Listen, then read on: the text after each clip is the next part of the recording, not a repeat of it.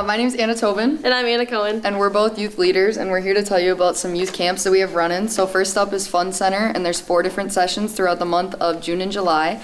And we do different activities, play outside, crafts, water, a bunch of stuff like that. So yeah, and then we also have Washington camps. They're in the mornings usually, and then we do have some night camps. Our first ones are like Farm Fun Week, Garden Wonders, and Little Picasso's Camp. And finally, we have Safety Camp. This year, Safety Camp is going from a 4-day camp to a 2-day camp. And we have 12 different safety activities that will be talked about. Some of those include water, first aid, stranger danger. There's a new drug use one. So that's for youth entering grades 3 through 5. Hi, I'm Kevin O'Brien, Recreation Superintendent at Faribault Park and Rec. An aquatics update for June 2025. Swim lesson registration for the summer is open, so please sign up for swim lessons at either the outdoor pool, the Faribault Family Aquatic Center, or the indoor pool locations. Spaces do fill up quickly, so look into that registration right away. Some events happening at the Faribault Family Aquatic Center this summer. Our first one is Sunday, June 15th is Father's Day. Dads get in free with child admission. Thursday, June 12th is free admission day at the cardboard boat race from 7 p.m. That's in conjunction with the Faribault Heritage Days. Some boat rules for the cardboard boat race are: the structure must be made out of cardboard, no paint or oil as waterproofing, most people use duct tape, no motorized power, captains must wear a life jacket during their race across and back during going across the pool. No sign up ahead of time is required, so come with your kids in your boat, plop them in the water and see what they can do. Then lastly, at the Aquatic Center is Wednesday, June 18th. We're having our first teen night for the summer. We'll have a DJ at the pool with an open swim setup. Cost for a teen night is $5 per person, goes from 8:30 to 10 p.m. And then lastly, concerts in the park start Thursday, June 12th at 7 p.m. If there's bad weather, the concert will move to Cathedral of Our Merciful Savior. Full schedule is available online. And again, concerts are in Central Park every Thursday night at 7 p.m. Thank you and have a great summer. Hey everybody, my name is Devin Pawarek. I'm a Recreation Coordinator here with Faribault Park and Rec. I'm here to tell you about some upcoming activities we have in June. First off, we have our Adult Summer Kickball League. It's going to be starting on June 12th on Thursday nights at 6:30 down at North Alex. If we don't have enough teams for a league, we're still going to try to have some open kickball nights, so stay tuned to what we're going to be doing with kickball this summer. Next, we have our youth programs. We have youth tennis starting on June 11th. That'll be on Tuesdays and Thursdays at the Faribault High School tennis courts. We'll have 2 sessions, one in June and one in July. We have 3 different levels: beginner, intermediate, and advanced. Next, we have our youth golf lessons. Those will start on June 3rd at Legacy Golf. We'll have 3 sessions in June, July, and August. Next up, we have North Alex Baseball. Used to be down at TP Tonka, but moving to North Alex this year. We'll be on Field 3. That starts on June 9th, Mondays through Thursdays. We have 3 different age groups: 3rd through 4th, 5th through 6th, 7th through 8th. And this program is led by past and current varsity baseball players. Thank you.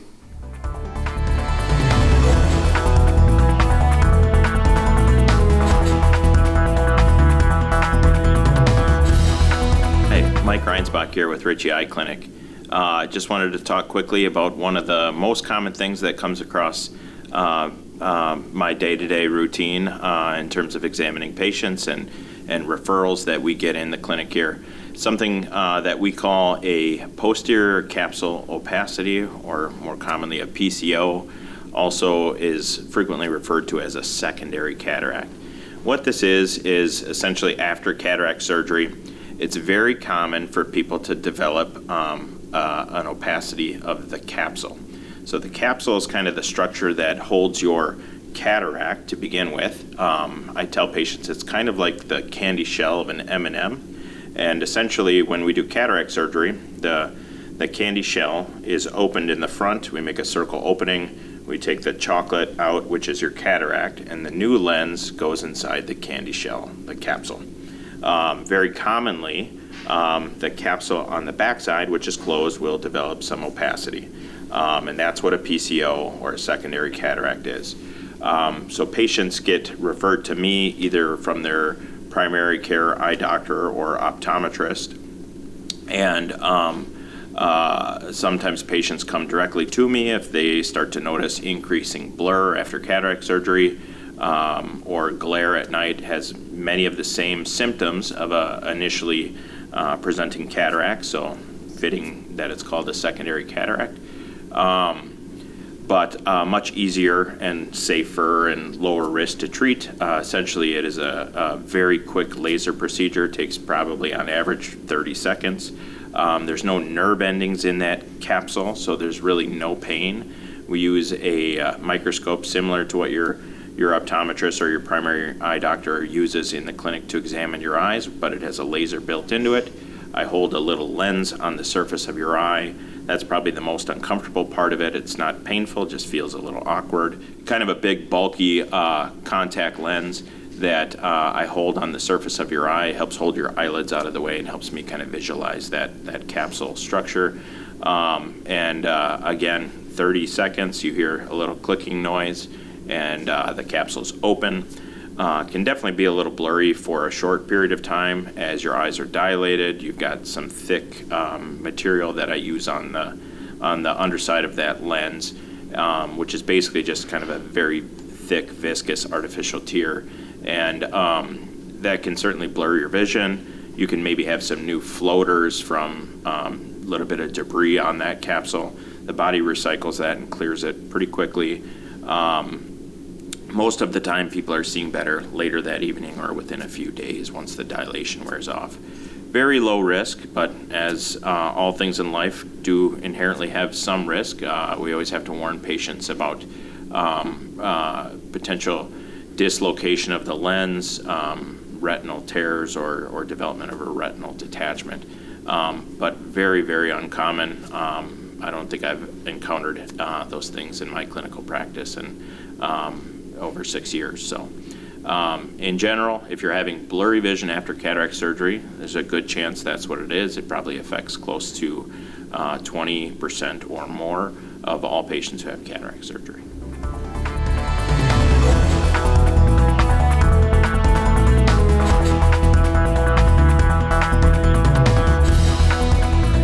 Hello, Faribault, Nort Johnson here with your Chamber of Commerce and Tourism. It's June, and did it get here fast? I'm telling you, it doesn't feel like 5 months of the year are gone, but they are. That said, May was a good month. We had our business awards, and happy to report we weren't able to say who the business of the year was. Our 3 finalists were the Allina Health Cancer Center, Jana's Market Grill, and Ace Hardware. Joe and Catherine, congratulations at Donahue's Ace Hardware here in Faribault for Business of the Year. They were so happy, and we were so happy to be able to celebrate with them. And our finalists, Allina and Jana's Market Grill, were there as well. It was a great awards ceremony, and we're happy for all of the finalists and all of the other winners, including Erickson's Furniture for the Legacy Business Award. As you know, Paul's retiring, and they're closing up shop, but what a treat it was to have that business in here for so long in Faribault. So we're thankful for them, and congratulations not just on retirement, but also congratulations on the Legacy Award winner. And then we began giving away Education in Business Awards, and happy to announce that Allina did win an award here as well, the Allina Scrub Club. So this is a group of staffers at Allina who put together a club where students who want to learn more about healthcare careers can come and spend time, get hands-on experiences, work with some adults in the industry to learn more about it. And what a great program, and congratulations Allina Scrub Club for Education Partner of the Year with Business. And again, it's June, so Heritage Day is coming up. The 12th through the 14th, and the parade starts at 6:15 on the 14th. There's going to be all the happenings with the food trucks and the music and the beer gardens at Central Park. Check out the website for details on that. Troy's going to put that up on the screen right now. And car cruises still going on downtown. It was a little bit drippy for the May event. We had about half the number of usual cars. So look for that third Fridays during the summer. Check the calendar for that event as well. Lots of fun downtown and live music in the streets downtown for the car cruises. Other than that, have a great summer, stay safe, and stay golden, Faribault.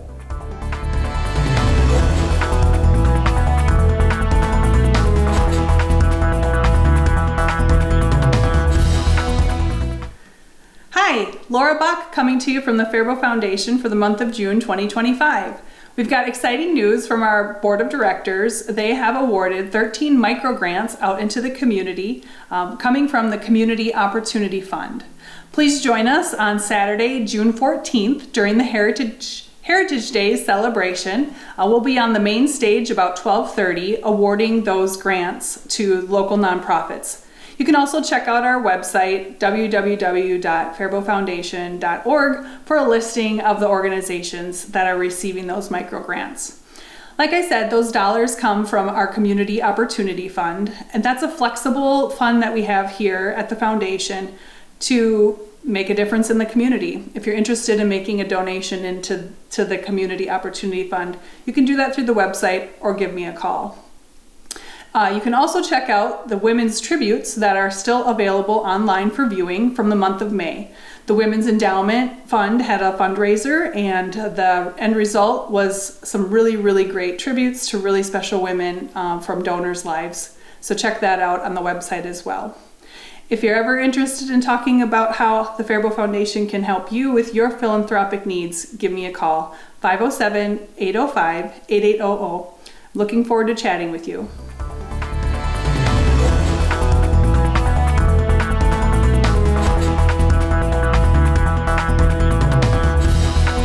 Hi, my name is Chad and I'm the pharmacy manager at the Hy-Vee here in Faribault. Today I'm just going to be talking about some safety for the summer with sunscreen. So with the summer coming up here and those warmer, sunnier days, you're going to want to make sure that you're wearing sunscreen when you're outside so that you don't get sunburnt, because that can cause skin cancer over time if you're sunburnt a lot of times in a row. And then also with that, the best sunscreen to use is anything SPF 30 and above. 50 ideally if you're going to be outside for a long time. And then another important factor is to continue reapplying every few hours. So don't think that just because you put it on at 8 o'clock in the morning, then you're good till the end of the day, because you will not be.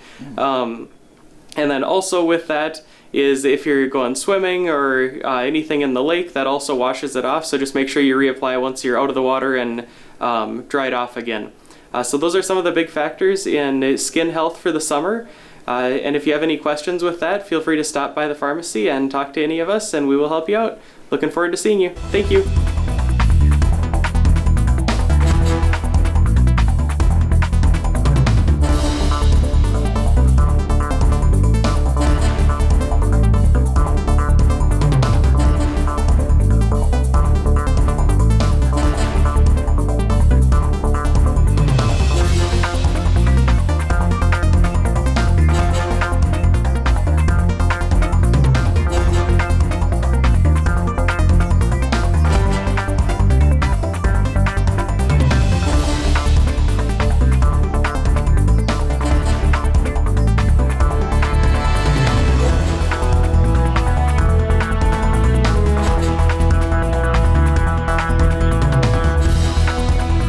The following content is brought to you by River Bend Nature Center. Summer camp! Animal ambassadors! Cool! Send your kids to summer camp at River Bend Nature Center. Members receive a $25 discount, so register early as spots fill up quickly. River Bend offers a variety of fun nature camps. Be sure to sign your kids up for a summer they won't forget. Visit our website at www.rbnc.org/summer-camp. Summer camps are 2 days long, 9 a.m. to 4 p.m. We still have openings in Forts and Fires, Animal Ambassadors, Nature Art, Spots, Stripes, and Scales, Dinosaurs, and Guardians of Riverbend. Saturday, June 7th, Bagels and Birds, 10 to 11 a.m. This is for all ages and the cost is free. Come enjoy coffee and a free bagel provided by the Inn at Shattuck and watch for birds at Windows on the Wild.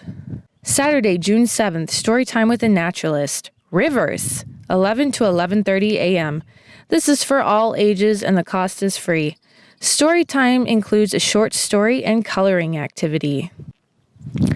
Saturday, June 7th, 2 p.m. to 3 p.m. Sweet Reads Book Club. This is for teens and adults. The cost is free. The book is Entangled Life, How Fungi Make Our Worlds, Change Our Minds, and Shape Our Futures by Merlin Sheldrake. Join AMPACT members Caitlin and Nick for Sweet Reads Book Club. Discuss environmental-related books with eco-conscious individuals while enjoying refreshments in the Interpretive Center. Saturday, June 7th, 12:30 p.m. to 2 p.m. Family Painting Spring Flowers. This is for all ages and the cost is free. Join artist Kate Langley for a fun, free family painting program. Learn about spring flowers that bloom at Riverbend, then try to paint them. This activity is made possible by the voters of Minnesota through a grant from the Minnesota State Art Boards, thanks to legislative appropriation from the Arts and Cultural Heritage Fund. Stewardship Saturday, Native Plant Communities Field Day, Saturday, June 14th and 28th, 10 a.m. to 12 p.m. This is for teens and up and the cost is free. Help Riverbend inventory the native plant communities found on site. Saturday, June 21st, 12:30 to 2 p.m. Family Painting, Rivers. This is for all ages and the cost is free. Join artist Kate Langley for a fun, free family painting program. Rivers are a vital source for life. Discover their natural beauty as you paint a river. Pre-registration is required to ensure enough supplies are available for participants. This activity is made possible by the voters of Minnesota through a grant from the Minnesota State Arts Board, thanks to legislative appropriation from the Arts and Cultural Heritage Fund. We hope to see you this month.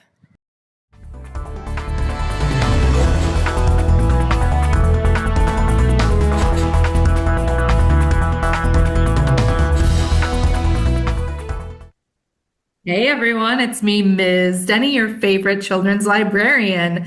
Thanks for joining me. I'm here to tell you about everything happening at the Buck Memorial Library in June. Happy summer, everyone. We're going to kick things off right away with telling you all about the library's summer reading program. The Reading Challenge kicked off on May 30th, and it continues all summer long. This is our annual Reading Challenge for youth. It's open to youth of all ages from birth all the way through entering senior year of high school this fall. So stop in the library and get a reading and activity log and join us to complete this summer's Reading Challenge. Our Teen Advisory Board will meet in June on Monday, June 2nd. TAB, as we call it for short, is for youth in grades 6 through 12. If you're interested in joining TAB, get a hold of me and I'll explain the membership requirements and get you an application. Storytime will continue in June. We are going to have the same 3 formats. We'll have the 5-minute bedtime stories on Tuesday nights at 7. That's on our Facebook and YouTube. And then we'll have Storytime Share and Tell on Zoom on Wednesday mornings at 10. And Storytime in person at the library Thursday mornings at 10 a.m. I hope you can join us for any or all of these Storytime formats. They'll continue throughout the summer, with the last one being on August 7, and then we'll resume again in the fall. Our Book Buds program will continue in June. Book Buds is our informal Reading Buddies program. It meets on Thursdays from 4 to 5. You don't have to register. We provide the big kid, and you bring your little kid, meaning grades K through 5. And then we have some of our TAB members as volunteers that will read to or with, or your kid can read to one of our bigger kids as well. It's a great way for them to work on reading and just to build a love of reading and books. So join us Thursdays at 4 for Book Buds. Stitch a Bit will meet in June on the 1st and 3rd Friday of the month. That is our very informal knitting, crochet, needlecraft group. It's led by our director, Delane, and it meets again the 1st and 3rd Fridays at 10 a.m. bring your own project, and meet up in the library's makerspace. Kate, our local artist, will be leading Painting on the Plaza again this summer.